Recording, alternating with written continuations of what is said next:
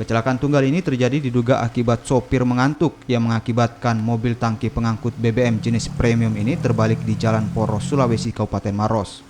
Untuk menghindari percikan api dan kebakaran akibat rembesan bahan bakar yang mengalir ke tanah dan mengitari permukiman warga, 3 armada pemadam kebakaran disiagakan di lokasi kejadian. Sementara itu warga yang rumahnya berdekatan langsung dengan mobil tangki langsung dievakuasi oleh petugas kepolisian sambil menunggu pihak Pertamina untuk membantu mengevakuasi mobil tangki tersebut.